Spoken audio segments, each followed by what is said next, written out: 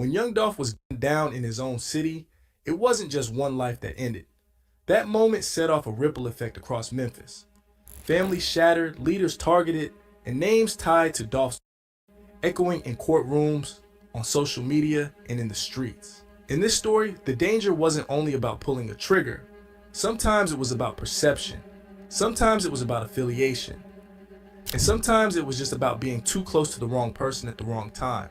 This is the aftermath, the chain reaction that reshaped Memphis.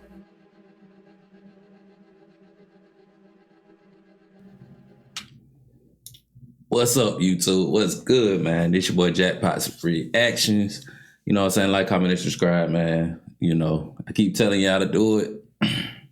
Watch the videos. I don't know, man. I don't know what's going on, man. Y'all the ones that's coming across my video, man. Y'all kind of let me down, man. But we gonna keep on going. You feel me? Y'all like, comment, and subscribe. And for the ones who supporting the channel, man, I appreciate y'all. I appreciate y'all watching the video. Y'all just make sure y'all leave some likes and some comments. Do your boy the favor. It's all free. It's all free, man. But I appreciate y'all. Let's get to it. When the smoke cleared after Dolph's passing, it wasn't just rappers in the crossfire. Families, brothers, cousins, daughters suddenly found themselves marked by the same energy that took Dolph's life. Emmanuel Benson was one of the most wildest examples. He was Black Youngster's younger brother, just 28 years old, when he was taken out at a BP gas station in August 2023. It was the middle of the day, broad daylight, no mask, no warning. Surveillance caught an armed man carrying out the attack like it was nothing. With the streets, the connection was instant. Youngster had mocked Dolph publicly after his death, dropping disrespectful tracks and even shooting a video in a cemetery. That kind of energy doesn't fade. People said when you couldn't reach Youngster directly, you reached the ones closest to him. Youngster posted his grief, saying, "Rest up, my baby brother. I love you." But the pain quickly shifted into threats. "I swear nobody's safe." Standing over everybody, 4LIFE. He had already buried two brothers before this. Ronnie in 2013, Tedrick in 2019. Losing to Manuel was his third in a decade, all. But I can only imagine. Matter of fact, I couldn't imagine if you lost two brothers. And then that's your third brother. So it was four of them. It was four Black youngsters running around. It was four Black youngsters running around, man. He lost three brothers, man. That's crazy work. That's crazy work, man. After losing one and two, you should have redirected your path in life, redirected your anger or something like that. Because that's crazy work. To gun violence. To some, it was karma. To others, it was just the curse of Memphis street politics. But Emmanuel wasn't the only family member caught in this storm. In September 2022, Destiny Lata Cash Desto. Hernandez. That's Hernandez's daughter. 25 years old, signed to Lil Uzi Vert, and making her own name in rap. But she was also the daughter of Hernandez Govan, the man prosecutors later accused of orchestrating Dolph's murder. Destiny was driving in Houston with a passenger when another vehicle pulled up and opened fire. She tried to defend herself, firing back from inside the car, but it wasn't enough. She was at the scene. Her father said it was a botched robbery. Police arrested suspects who allegedly followed her from the club, looking to snatch her jewelry. But online, speculation spread immediately. Many believed her killing was tied to her father's alleged role in Dolph's case. Whether true or not, the perception stuck. Bro, that's how you know it's crazy works out here in this world, man. They ain't give no kill. They ain't give a damn. And they did what they thought they was gonna get away with, which was, you know, try to hit Hernandez's Govan daughter for her jewelry and her money and things like that. And she was getting some money. If y'all don't know Lotto Cash, she was definitely getting some money. Straight out of Memphis, you feel me? Everything about it. Y'all go look up, go do some research on her. She was definitely getting it. Destiny became another casualty of the ripple effect. Family caught up in Memphis beef she didn't start. And then came Anthony, Big Jook Mims, Yo Gotti's brother. January 2024, he was shot and killed outside a restaurant after attending a repast. What made this loss stand out was that Jook's name had already surfaced inside a federal courtroom. Witnesses $100,000. We all know the story. He played a financial role behind the scenes. He was never charged, but prosecutors had every reason to want him on the stand. He didn't make it that far. Memphis police said it looked targeted, and the timing made people believe Juke's death was no coincidence. To the city, it felt like another message. Nobody's off limits, not even the money man.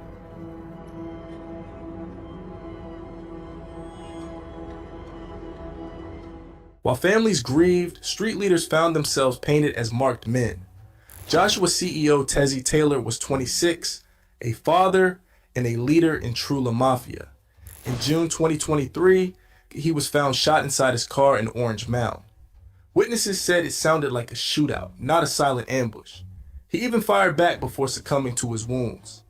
Tezzy had been named a person of interest in Dolph's case, though never charged. For the streets, being named was enough. For police, he was a headline. And for his enemies, he was a target. Then there was Big Nusky. Let me give you a quick rundown on Teasy, because this story about Teasy is, get a lot of missed things in it. So Teasy was supposedly working with the police to get the people locked up for young Dolph. This all allegations. They're just, word of mouth and, words from the streets and things that been researched or whatever. You feel what I'm saying? Y'all feel what I'm saying? But so the thing was, he supposed to been working with the police. And when they found out he was working for the police, that's when they tried to get rid of him, right? So he always switched his cars up. This how you know it was a setup. He switched his cars up, and nobody knew the car that he was driving in was the car that he was in. So somehow people end up knowing, and that's when they ran down on him. The police didn't find this man until the next day. They didn't find Teasy until the next day, the next morning. You know what I'm saying? He had passed away. So that's just a quick rundown on the story, man. If y'all, it's on my channel. It's called The Orchestrated Hit of Teasy, CEO Teasy. Y'all make sure y'all go check that out. The video, you give a lot more details than what I could talk right now. I don't want to bore y'all with my storyline. So y'all go watch the video for me. Part of Moneybagg Yo's Bread Gang and cousin to Big 30. In January 2022, Nusky was shot at an apartment complex. At first, it might have looked like another random Memphis body until the internet dug deeper. Photos surfaced showing Nusky and Straight Drop around the same car. Straight Drop was one of the hitters charged with Dolph. After Nusky's passing, Straight Drop, sitting in jail, posted, "Lost my brother." That one post confirmed to everyone what the pictures already hinted at. The connections ran deep, and in Memphis, connections can be deadly. In the aftermath, being a leader or even just being in the orbit of the wrong people made you impossible to hide.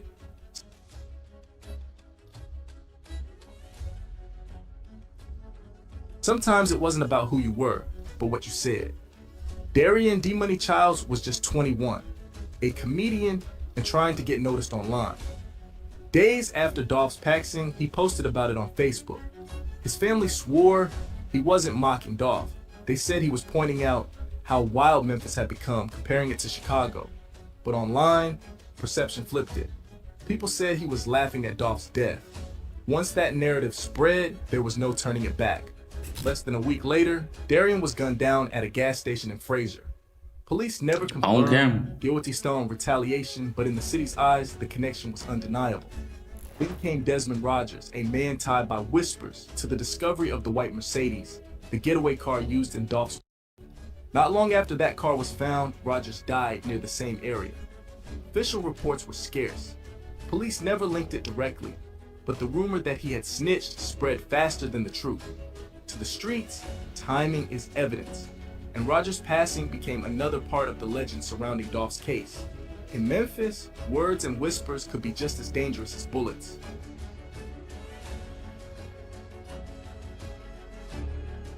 All of this chaos circles back to the men who actually pulled the triggers. Justin Straight Drop Johnson was no stranger to crime. We know them. By 2017, he had already opened fire with a chopper at a bowling alley, injuring 3 people. He got 5 years but only served 6 months. After another federal weapons case, he walked free again in 2021. Months later, Dolph was gone. Surveillance cameras caught Straight Drop and another man, Cornelius Smith, firing into Makita's cookies in broad daylight. Johnson fled but was eventually caught in Indiana. Prosecutors said he was promised money and a career boost if he pulled it off. That boy did some work in Memphis and then ran to Indiana. I don't know if y'all know about Indiana. A lot of people know about Indiana, but Indiana is definitely a place that you can go to get away with something. I mean, the Midwest is a part of the world that people have forgotten about, at least when you from the South. Indiana is definitely not one of the places you go play around with. I know, I've been there. And we know it's linked to Chicago, Milwaukee, all those type of places, man. The Midwest go just as hard down South, and down South go just as hard as the Midwest. You know, and crime is everywhere. But every time I see this video right here, man, it's like, dang, Dolph could have just, if he just would have turned around now I ain't gonna say it would have saved his life, but he might have some type of fighting chance. You know, he definitely might have had some type of fighting chance. By 2024, he was sentenced to life plus 35 years. A small-time rapper who wanted fame ended up with nothing but prison walls. Cornelius Smith Jr. admitted in court he was the first out of the Mercedes, carrying a Draco. He testified that Hernandez Govan supplied the weapons and pointed out Dolph's location. He claimed the payout was supposed to be $40,000, but he only saw $800. The defense painted him as a liar trying to save himself, but his testimony gave prosecutors a roadmap to link Govan and Straight Drop to the incident. Then there was Jamarcus Johnson, Straight Drop's half-brother.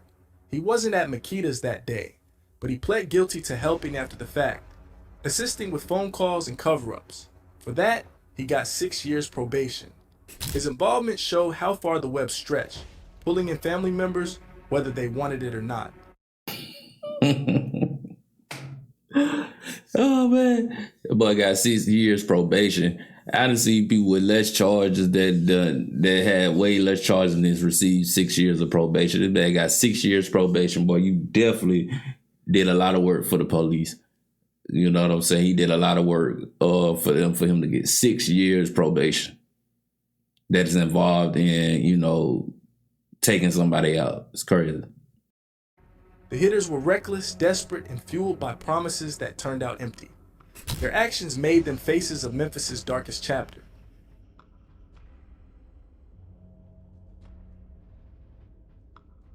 At the center is Govan. Prosecutors said he set it up, recruiting Straight Drop and Cornelius Smith, supplying weapons, pointing out Dolph's turkey giveaway, and promising cash for the job. But when the case finally hit trial in 2025, the defense shredded the state's witnesses. They attacked Cornelius Smith's credibility, pointed out contradictions, and questioned cell phone records. In just 3 hours, the jury came back. Not guilty. For Govan, it was freedom. He walked out hugging his lawyer, saying it was like being born again. For Memphis, it was division. Some saw it as justice served. Others saw it as proof the system failed Dolph all over again. Whether guilty or innocent, Govan's name is forever stamped to the case. From brothers to daughters, leaders to comedians, shooters to masterminds. The aftermath of young Dolph's death left no corner untouched. Some deaths were confirmed hits, some were robberies gone wrong, some were just rumors. But together, they paint one truth. In Memphis, perception is everything. Respect is currency. Right. And once your name is tied to the wrong energy, the price can be fatal. This wasn't just about one man. It was about what happens when an entire city becomes part of the story.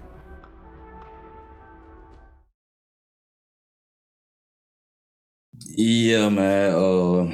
I don't know, man. I guess it didn't finally slow down. A lot of people had, back down on the story. A lot of people have, letting it go, I guess. If not, we'll hear about it. Like, comment, and subscribe, man. I appreciate y'all watching the video with me. And until next time, I'm out.